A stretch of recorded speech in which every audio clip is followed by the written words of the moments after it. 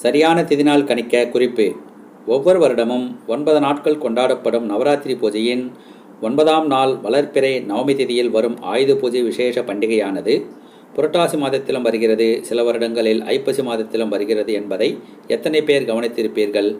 அசுரன் வதம் செய்யப்பட்டது புரட்டாசி மாதத்திலா அல்லது ஐப்பசி மாதத்திலா?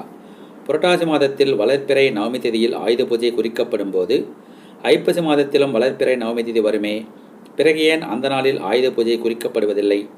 அதேபோல் ஐப்பசி மாதத்தில் வளர்பிறை நவமி திதியில் ஆயுத பூஜை குறிக்கப்படும் போது புரட்டாசி மாதத்திலும் வளர்பிறை நவமி திதி வருமே, பிறகு ஏன் அந்த நாளில் ஆயுத பூஜை குறிக்கப்படுவதில்லை? இதற்கெல்லாம் ஜோதிட விதிமுறைகள் உண்டு. இப்படி மாதங்கள் மாறி மாறி வரும் ஆயுத பூஜையின் போது, புரட்டாசி மாதம் வரும் ஆயுத பூஜையின் போது ஒருவர் இறைவனடி சேர்ந்தால் அவருக்குரிய திதிநாளை ஆயுத பூஜையை அனுசரித்து கடைபிடிப்பீர்களா அல்லது புரட்டாசி மாதத்தை அனுசரித்து கடைபிடிப்பீர்களா?